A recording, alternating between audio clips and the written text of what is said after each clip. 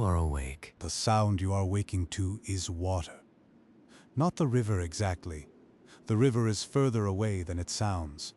Its voice carrying across flat ground in the particular way that moving water carries in the early morning, before the heat of the day creates the competing noise of insects and human activity, and the thousand small sounds of a populated place. What you are hearing is the river's presence, the fact of it, the knowledge that it is there, the way people who have lived beside large rivers all their lives know its sound as instinctively as they know their own breathing. You are somewhere in the Gangetic Plain, the broad valley of the Ganges River that runs east across northern India, from the Himalayas to the Bay of Bengal, the most fertile and most densely populated strip of land in the subcontinent, the heartland of the Gupta Empire that in the year 400 AD rules most of northern India, and is, by most measures, the most sophisticated civilization in the world. The year is approximately 400 AD. The Gupta Emperor Chandragupta II, known by the title Vikramaditya, the Son of Valor, sits on a throne in Pataliputra, the capital, a city on the Ganges that has been one of the great cities of the world for 700 years. His empire stretches from the Arabian Sea in the west to Bengal in the east, from the Himalayan foothills in the north to the Deccan Plateau in the south. It is not the largest empire in the world at this moment. That distinction belongs to the Roman Empire in the west and the various successor states of the Han dynasty in the east.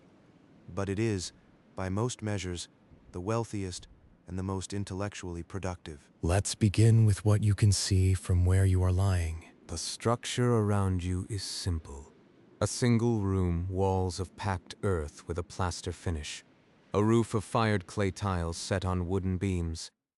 The floor is swept earth, hardened by decades of use.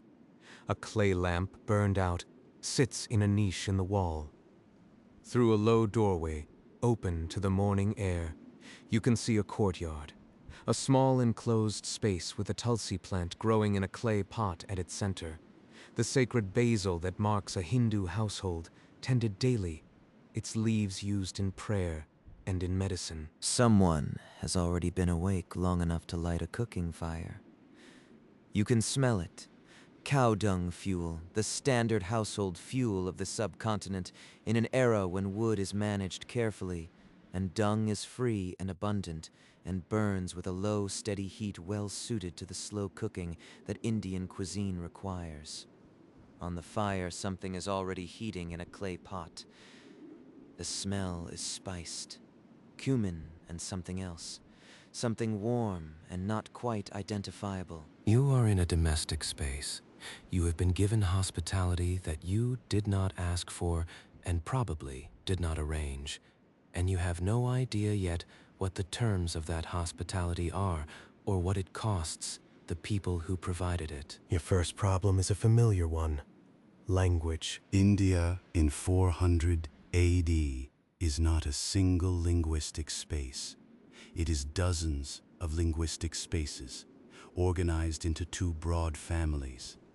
The Indo-Aryan languages of the north, descendants of Sanskrit, and the Dravidian languages of the south, with Sanskrit functioning as the learned and literary language across the entire subcontinent in the way that Latin functioned in medieval Europe. The language of scholarship and religion and high culture, comprehensible to the educated, regardless of their regional tongue, incomprehensible to everyone else. The spoken language of this household is probably one of the Prakrit dialects, the vernacular descendants of Sanskrit that people actually spoke in daily life, as distinct from the classical Sanskrit that scholars wrote in. Pali, the language of Buddhist scripture. Ardhamagadi, the language of Jain texts. Various regional Prakrits that are the direct ancestors of the modern North Indian languages.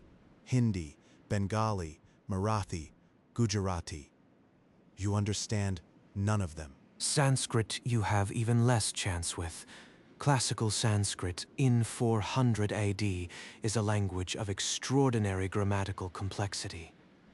The grammarian Panini, writing 6 centuries earlier, had described it in a set of nearly 4,000 rules, so comprehensive and precise that modern linguists regard his work as the first scientific grammar of any language, a descriptive achievement that Western linguistics would not match until the 19th century.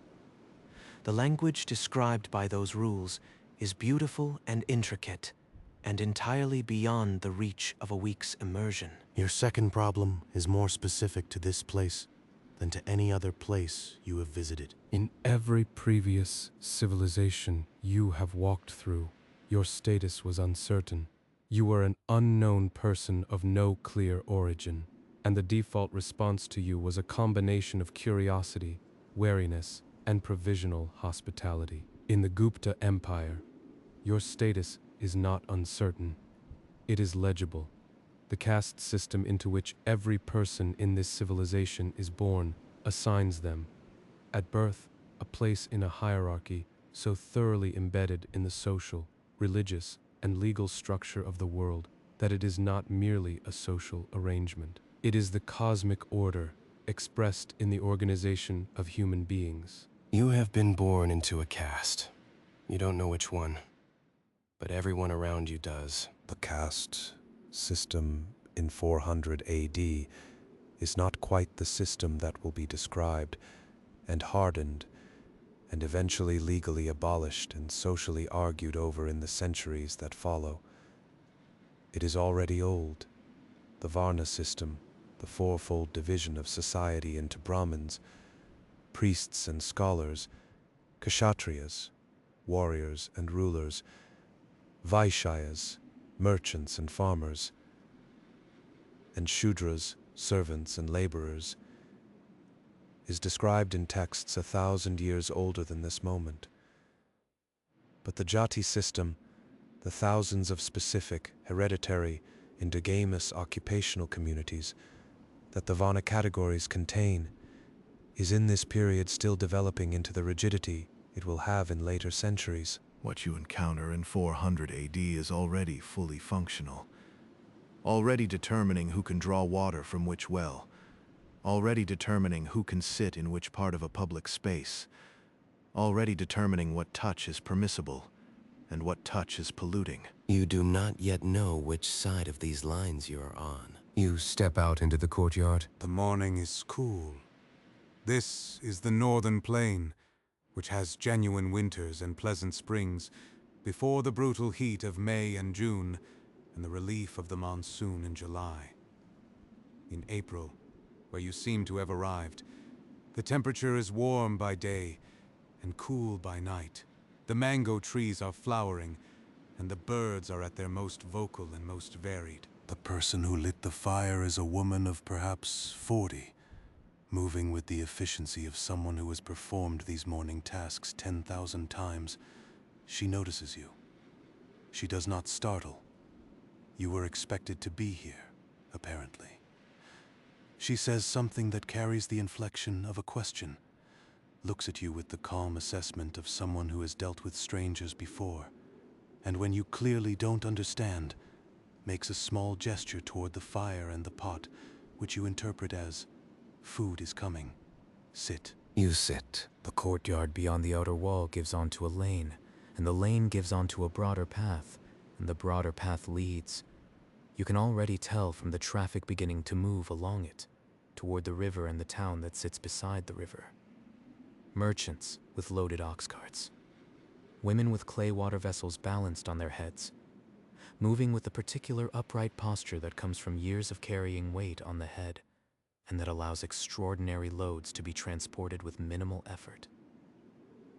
A group of students, recognizable by their shaved heads and the bundles of palm leaf manuscripts they carry, moving in the direction of what is probably a temple school. A cow walks through the middle of all of it, unimpeded, sacred, indifferent. The food the woman gives you is rice and dal, lentils cooked with cumin and turmeric and something else, served in a clay bowl with a flat bread, and it is very good. The dal has been cooking since before dawn. The spices have had time to bloom. The rice is the short grain variety of the Gangetic plain, sticky enough to hold its shape when you take it in your hand, which is the correct method. No utensil, the right hand only, the left hand being associated with bodily functions and therefore not used for eating. A distinction that is both hygienic in its logic and absolute in its application. You eat with your right hand? You get this right by accident or instinct? And the woman notices that you got it right. And something in her expression relaxes slightly. After eating, you walk toward the river. The Ganges is not at this particular point. The enormous presence it becomes closer to its mouth.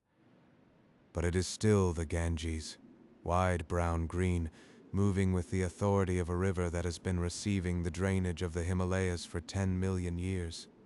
Its banks are lined with ghats, the stone steps that lead down to the water, used for bathing, for washing clothes, for ritual purification, for cremation, for the dozens of daily activities that people who live beside a sacred river organize around proximity to it. The river is sacred.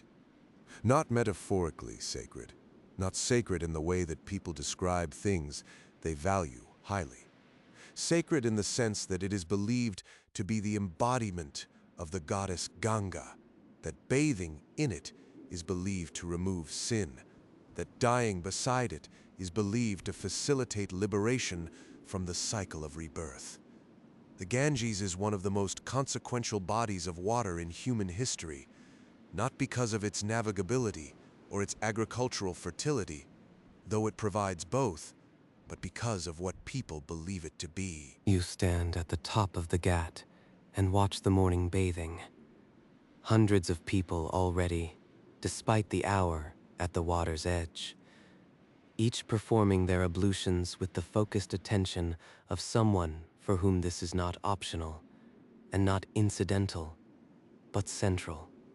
The beginning of the day, the renewal of the body and the self, the daily re-establishment of contact with the divine. Let's talk about the Gupta Empire itself, because the political structure that made this golden age possible is worth understanding. The Gupta dynasty came to power around 320 AD with Chandragupta I, not to be confused with the earlier Chandragupta Maurya who founded the Mauryan Empire 6 centuries before. The Guptas consolidated control of the Gangetic plain through a combination of conquest and marriage alliance, the latter being a Gupta specialty. Several of the dynasty's key expansions came through strategic marriages to the daughters of powerful regional families, bringing those families into the Gupta orbit without the expense and destruction of war. The empire that resulted was, in administrative terms, less centralized than the Mauryan Empire that had preceded it, or the Mughal Empire that would follow it.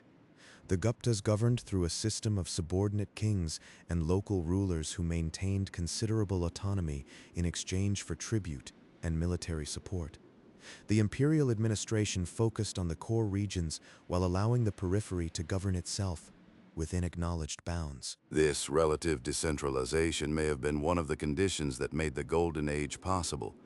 When the state does not consume every available resource in maintaining its own machinery, more remains for scholarship, for the arts, for the kind of patient intellectual labor that produces the Aryabhatiya and the Sushruta Samhita.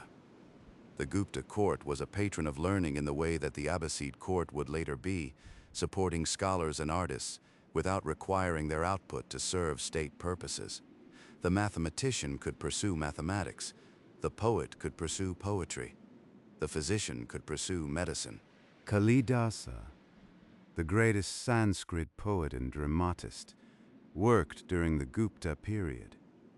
His plays, Shakuntala, Meghaduta, Kumarasambhava, are considered the pinnacle of Sanskrit literary achievement, texts that have been translated into almost every major language, and that Goethe, encountering them in the early 19th century, reportedly said contained heaven and earth. The Golden Age was real. It was a specific historical moment, with specific political conditions that made it possible. And those conditions did not last forever, and the moment passed, as moments do. Good night. For now. Second day. You have traveled north, not far, perhaps 2 days on the road, following a trade route that runs along the northern bank of the Ganges through a succession of towns, each with its own ghat and its own temple complex, and its own market, where merchants from as far as China and Persia and the Arabian Peninsula can be found buying and selling alongside local traders in the dense commercial ecosystem of the most productive agricultural zone in the world. You are approaching Nalanda. Nalanda is in 400 AD, the greatest center of learning on Earth, not the oldest. It has existed in some form for perhaps a century, growing from a Buddhist monastery with attached teaching into something that no one who built it could have planned, something that has achieved by accumulation what no individual act of will could have created. By the time you arrive, it houses somewhere between 5,000 and 10,000 students. It accepts students from China, Korea, Japan, Tibet, Central Asia, Persia, and the various kingdoms of Southeast Asia. The admission examination is conducted by scholars at the gate, and the majority of those who attempt it fail. Let's be specific about what is being studied here, because the curriculum of Nalanda in 400 AD is one of the most extraordinary intellectual programs ever assembled. The core was Buddhist philosophy, the Theravada and Mahayana traditions, the Abhidharma literature, the logical and epistemological frameworks that Buddhist thinkers had been developing for 8 centuries. But the curriculum extended far beyond Buddhism. Students at Nalanda studied Hindu philosophy, the 6 orthodox schools of Hindu thought, particularly Nyaya, logic, and Vaisheshika, metaphysics. They studied Jain philosophy. They studied the Vedas and the Upanishads.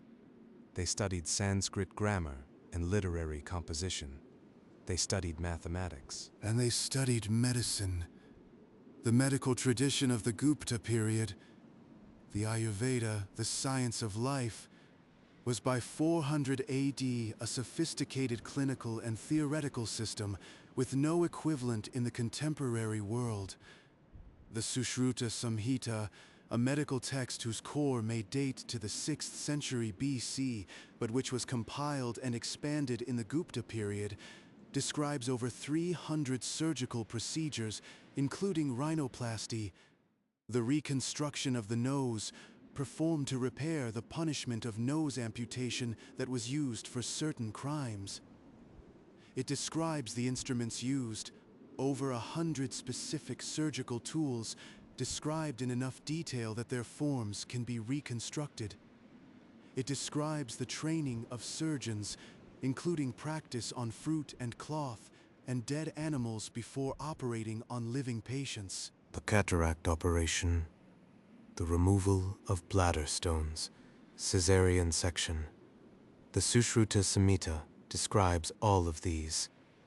It describes the classification of wounds and their appropriate treatments.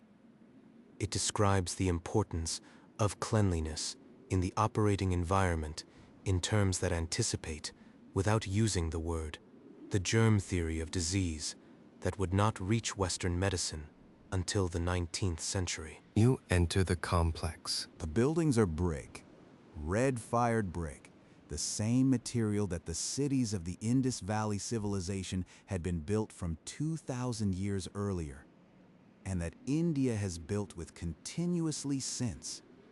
The brick is well laid, the walls thick, the architecture following a plan that has evolved through additions and renovations into something organic, following the terrain of the hill on which Nalanda sits. Stupas, the hemispherical structures that mark Buddhist sacred sites, rise at intervals through the complex, some large and ancient, some newer, their whitewashed surfaces bright in the morning sun. The students you encounter move with the purposeful efficiency of people who know exactly where they need to be and are aware that being somewhere else is a waste of time that they have paid to be here with. Many are young, late teens, early 20s. Some are older, Scholars who have been here for years and who have moved from the role of student to the role of something between student and teacher, the advanced practitioners who lead discussion groups under the supervision of the senior faculty. The senior faculty, the acharyas, the teachers, are men of formidable reputation. Nalanda in this period is home to scholars whose names will be known and studied for centuries after their deaths. The astronomer and mathematician Aryabhata will work here within the next decade or two, and what he will write will change what humanity knows about itself and its place in the universe. Aryabhata. He was born around 476 AD, slightly after your visit, but in the tradition and the intellectual environment you are walking through right now. He will write a text called the Aryabhatiya when he is 23 years old, and in it he will do the following. He will calculate pi to 4 decimal places, 3.1416. And note that it is an approximation, an irrational number that cannot be expressed exactly as a fraction. This is the first recorded acknowledgement that pi cannot be expressed exactly, a mathematical insight that Europe would not reach until the 18th century. He will propose that the Earth rotates on its own axis, producing the apparent daily motion of the stars. In 499 AD, in a geocentric world, he will say that the stars do not move. The Earth does. He will be correct. He will calculate the length of the sidereal year, the time it takes the Earth to orbit the Sun relative to the fixed stars, as 365 days, 6 hours, 12 minutes, and 30 seconds. The actual value is 365 days, 6 hours, 9 minutes, and 10 seconds.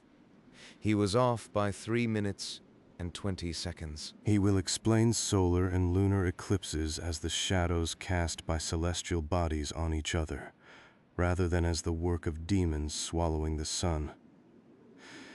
In a culture that still feared eclipses as supernatural events, this was not a small claim to make. He will do all of this at 23 years old. You are walking through the world that produced him. In one of the open courtyards, a debate is underway. Not a seminar, a formal debate. The kind that Nalanda organized between scholars of different philosophical traditions as a method of both education and truth-seeking. 2 men are speaking, each in turn, each making arguments in Sanskrit, that the audience follows with the focused attention of people for whom philosophical argumentation is a technical art with its own rules of engagement. The audience includes students and teachers both, watching not just for the content of the arguments, but for the logical structure. Whether the inferences are valid, whether the examples support the conclusions, whether the opponent's position has been fairly stated before being attacked. The Indian logical tradition, the Nyaya school in particular, had developed by 400 AD a formal system of inferential reasoning with explicit rules for valid argument that was independent of the Western logical tradition and equally sophisticated. The syllogism that Aristotle had described in ancient Greece had an Indian counterpart in the 5-part Indian syllogism, which included not just the proposition and the reason, but an example, an application of the example to the case, and a conclusion. A structure that required the reasoner to ground abstract argument in observable reality at every step. You watch the debate. You understand nothing. You find after a while that you can follow the rhythm of it, the attack, the defense, the counter, the restatement. Even without understanding the words, the way you can follow music in an unfamiliar language by attending to structure rather than content. Let's talk about what Nalanda meant for the transmission of knowledge across Asia. The Chinese monk Xuanzang visited Nalanda in the 7th century, about 200 years after your visit, and spent years studying there before returning to China with hundreds of Buddhist texts that he spent the rest of his life translating. His account of Nalanda is one of the most detailed descriptions of the institution that survives. The 10,000 students, the 8 great halls and 300 lecture rooms, the 4-story buildings, and the libraries that held millions of manuscripts. the daily schedule of lectures and debates and individual study. He describes the admission process. Scholars stationed at the Great Gate who questioned arriving students about their knowledge of Buddhist and Sanskrit learning. Most who arrived failed this initial examination and were turned away.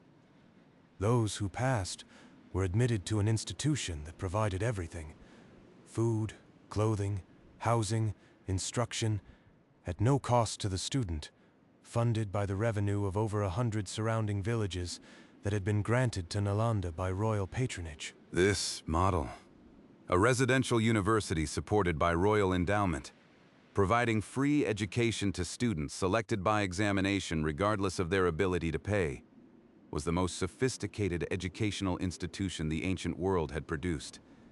It would be destroyed by Muhammad bin Bakhtiar Khilji's army in 1193 AD. The libraries burned, the monks killed or scattered. The destruction of Nalanda is considered one of the greatest losses of knowledge in human history. But before 1193, for roughly 800 years, it sent its graduates across Asia. Chinese monks who studied here carried Indian mathematics and astronomy and philosophy to the Tang dynasty. Korean scholars brought Indian logical traditions to the Korean peninsula. Tibetan students brought Buddhist philosophy to the high plateau. The intellectual output of Nalanda, scattered by its students across the continent, became the foundation of the scholarly traditions of half of Asia. Good night. Third morning. You are still at Nalanda, or somewhere near it, and today you have been permitted, by a combination of persistence and the basic human impulse to accommodate someone who is clearly lost and harmless, to sit in the corner of a room where a scholar is working. The scholar is working on mathematics. You know this not because you can read what he is writing, but because of the nature of what he is drawing on the palm leaf beside his text. Geometric figures, lines and curves, the visual language of mathematics that transcends the verbal language you don't share. He is working. It becomes clear over the course of the morning on something involving the relationship between a circle and its diameter. He draws circles. He measures. He calculates, his stylus moving in the notation system that the Indian mathematical tradition has developed, and that you, if you could read it, would find startlingly familiar. Because the notation system he is using, the place value decimal notation with a symbol for 0, is the notation system you use right now, in the 21st century. The numbers you call Arabic numerals were developed here, in India, in the Gupta period, and transmitted to the Arab world in the 8th and 9th centuries, where they were adopted and eventually carried to Europe, where they replaced the Roman numeral system and made calculation vastly more efficient, and where they became so thoroughly embedded in global mathematical culture that we call them Arabic without remembering that they came from somewhere else first. Let's talk about 0, because 0 is one of the strangest and most consequential ideas in the history of human thought. The concept of 0 as a number, not just as a placeholder, not just as the absence of something, but as a quantity in its own right, with its own mathematical properties, was developed in India. The Brahmasphutta Siddhanta, written by the mathematician Brahmagupta in 628 AD, roughly 2 centuries after your visit, but in direct continuity with the mathematical tradition you are watching being practiced, is the first text to define 0 as a number, and to give rules for arithmetic operations involving it. 0 divided by 0, Brahmagupta says, is 0. This is incorrect by modern standards, but the point is that he was asking the question. He was treating 0 as a number that could be divided, that could be multiplied, that had mathematical properties worth investigating, rather than as simply an absence. Before 0 as a number, calculation was cumbersome. Roman numerals, the system that Europe used until the Indian numerals arrived, have no symbol for 0, cannot easily represent large numbers. and make multiplication and division extremely difficult. Try to multiply MCMXLVI by CCCLXI using only Roman numerals, and you will quickly understand why European mathematics was limited for so long. The Indian place value system, with its compact notation and its zero, made calculation efficient. The scientific and economic and navigational achievements of the modern world rest, at a foundational level, on the ability to calculate quickly and accurately. That ability came from here. The scholar in the corner has noticed that you are watching him with more attention than a random observer would provide, and he has made the reasonable inference that you find what he is doing interesting, even if you cannot converse about it. He draws a circle on a fresh piece of palm leaf and hands it to you. Then he writes a number beside it, a number in the Brahmi numeral system that the Gupta mathematicians used, which is recognizably the ancestor of the modern numerals, but not identical to them. He watches to see if you recognize it. You look at the circle. You look at the number. You look at him. He points to the circle, points to the number, raises an eyebrow. You understand. He is asking if you know the relationship between them, the ratio of circumference to diameter, the number that the whole world will eventually call pi. You nod. You point to the number and then, carefully, in the air, you write a sequence. 3, 1, 4, 1, 5, 9. The digits of pi in your notation. He looks at your air writing for a moment. Then he writes something on the palm leaf. You cannot read it, but you can see from the structure that it is a calculation, several steps. He shows you the result. It is slightly different from your sequence. His value is slightly less precise. He is not wrong. He is working with the precision available to him. He is also demonstrably thinking about the same thing you are, in the same mathematical space, separated by 15 centuries and no language at all. The mathematical tradition you are observing did not develop in isolation. It grew in conversation with the astronomical needs of the Gupta Empire, the calculation of planetary positions and eclipse dates, and the calendar that regulated both agricultural activity and religious observance. Astronomy drove mathematics, drove astronomy, in a feedback loop that produced increasingly sophisticated tools for both. The Gupta period also transmitted Indian mathematics to the wider world through two primary channels. Westward, through the Persian Empire and then the Islamic scholarly world. When the Abbasid Caliph al-Mansur was building Baghdad in the 760s, he invited Indian scholars to his court, and an Indian astronomical text, the Brahmasputa Siddhanta, was translated into Arabic. Al-Khwarizmi, the mathematician of the House of Wisdom who gave us algebra, worked in conscious dialogue with Indian mathematical sources. The Indian numerals arrived in Baghdad in the 8th century and spread across the Islamic world as the most efficient notation system anyone had encountered. Eastward, through Buddhist scholars traveling the trade routes to China, Korea, Japan, and Southeast Asia. Indian mathematical and astronomical knowledge accompanied Buddhist texts along the same routes that the religion traveled, carried by the same monks and scholars, incorporated into the intellectual traditions of every civilization that adopted Buddhism. The Silk Road carried silk. It also carried numbers. That evening, you sit on the steps of one of the smaller Nalanda stupas as the sun sets. The complex around you is quieting. The debates finished, the students in their cells, the teachers in their rooms with whatever problem they are currently thinking through. A monk walks past, sees you sitting there, and sits down nearby. He is old, perhaps 70, with the calm of someone who has spent decades making peace with questions that have no final answers. He says nothing. He sits. He looks at the same sunset you are looking at. After a while, he begins to murmur something. Sutra, you think. The rhythm of it clearly devotional. clearly learned by heart at some early age and carried ever since.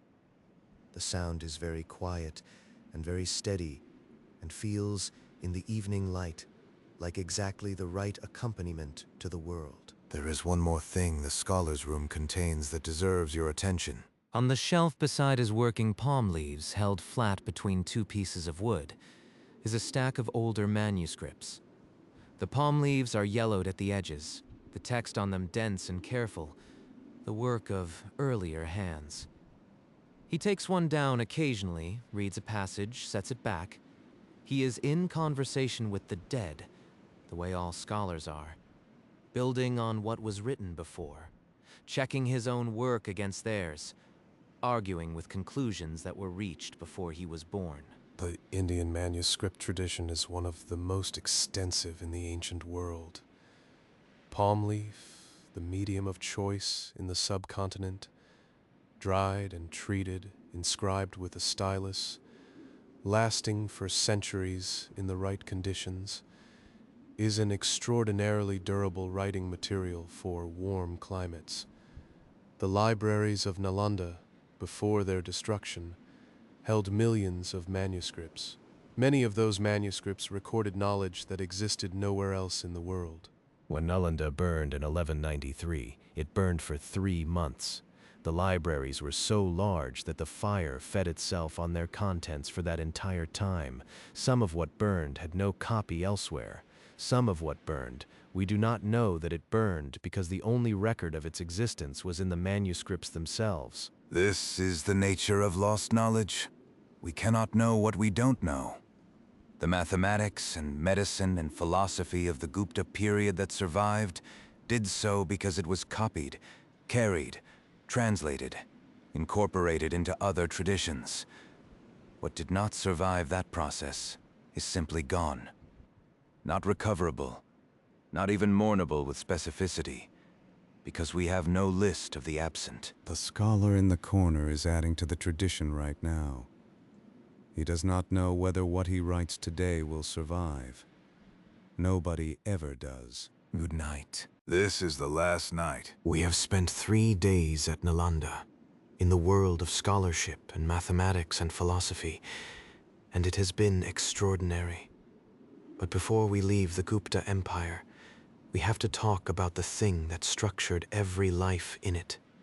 The thing that determined, from the moment of birth, what a person could learn, whom they could marry, what food they could eat, what work they could do, what touch was permitted, and what touch was pollution. The caste system. Let's begin with what it actually was in 400 AD, before we talk about what it became and what it still is. The textual tradition describes 4 Varnas. The Brahmins, whose duty is priestly and scholarly, the preservation and transmission of sacred knowledge. The Kshatriyas, whose duty is martial and political, the protection of society, and the exercise of power. The Vaishyas, whose duty is commercial and agricultural, the production and exchange of material goods, and the Shudras, whose duty is service to the other 3. Below these 4 were the people the text called the Avarnas, the casteless, who performed work considered so polluting that contact with them was believed to transmit ritual impurity. The work they did, handling corpses, working with leather from dead animals, cleaning latrines, the things that every society needs done and that every society has historically assigned to the people with the least power to refuse. The texts say the Varnas were created from the body of the primordial being Purusha, the Brahmins from his mouth, the Kshatriyas from his arms, the Vaishyas from his thighs, the Shudras from his feet. The cosmic order and the social order are the same order. Caste is not a human arrangement. It is the shape of the universe. The reality on the ground in 400 AD is more complicated than the textual description, as it always is. The Varna system is the high-level framework. What people actually live inside is the jati, the specific community of birth, defined by occupation, by region, by the particular practices and prohibitions and marriage rules that distinguish this community from the one that lives across the street. There are thousands of jatis. They do not map cleanly onto the four varnas. A jati that considers itself kshatriya in one region may be considered Vaishya in another. The boundaries are contested, negotiated, sometimes fluid. What is not fluid in 400 AD is the principle.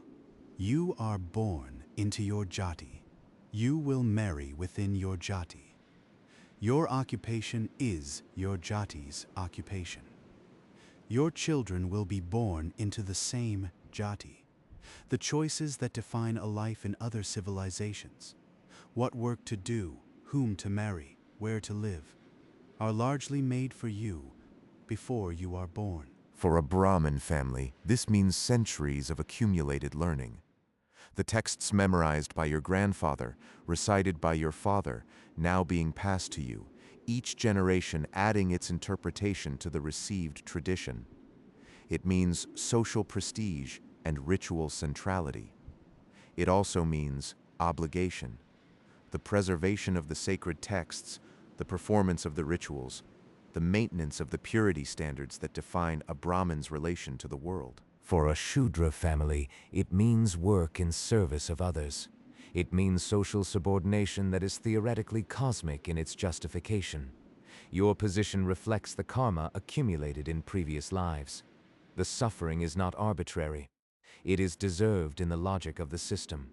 This is perhaps the most powerful feature of the caste ideology as a system of social control.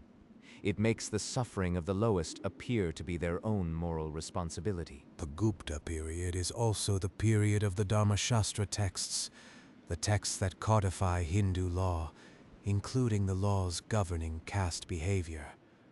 The Manusmriti, the most famous of these, prescribes in detail the rules of purity and pollution that govern interaction between castes.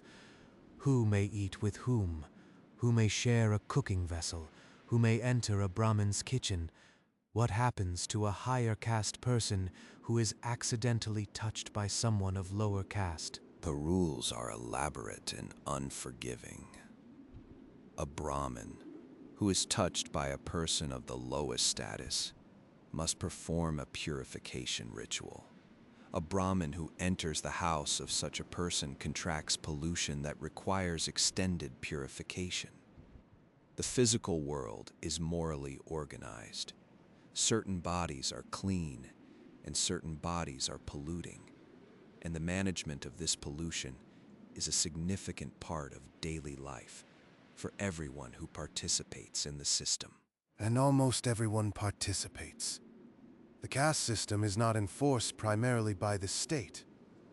The state codifies it and uses it, but the enforcement is social, embedded in the daily practices of communities that have organized themselves around these categories for generations.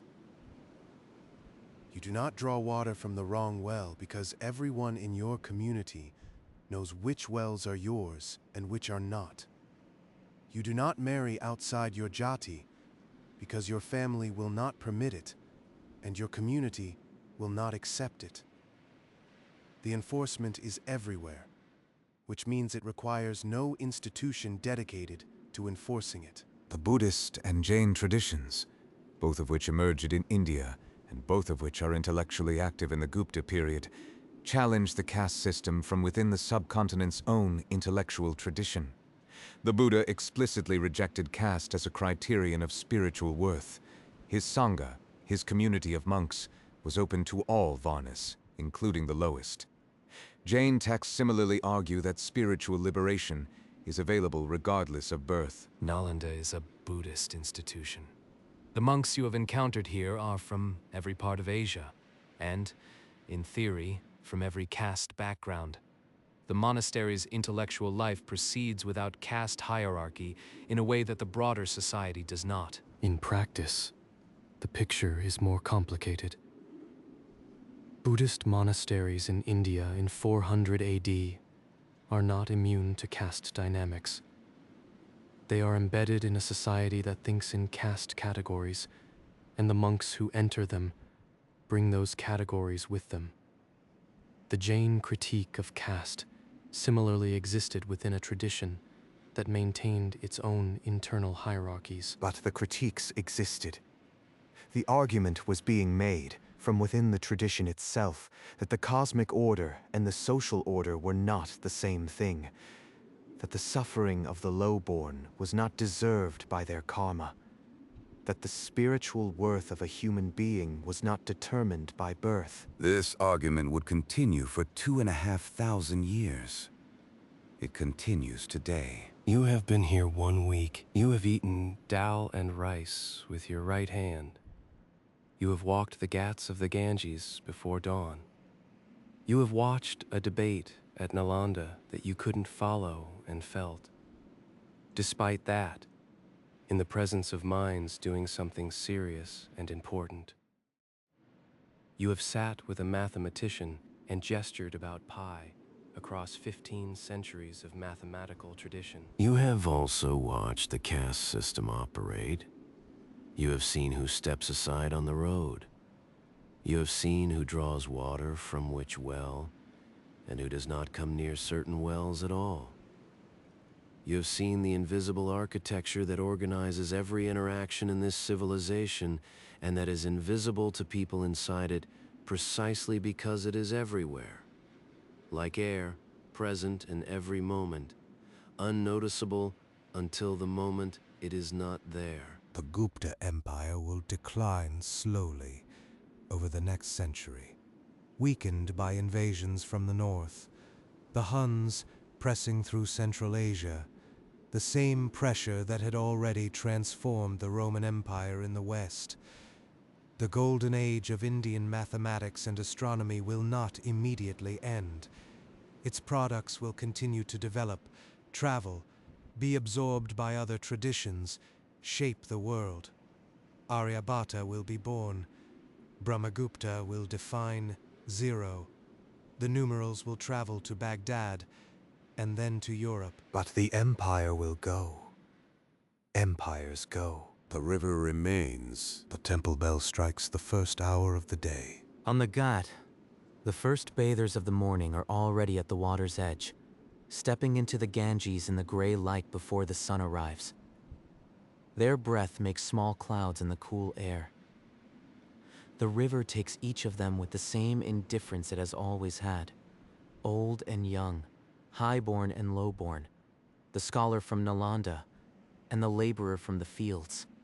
All of them at the water's edge, all of them performing the same gesture of renewal, the same daily return to something that was here before they were born and will be here after they are gone. Good night, good night.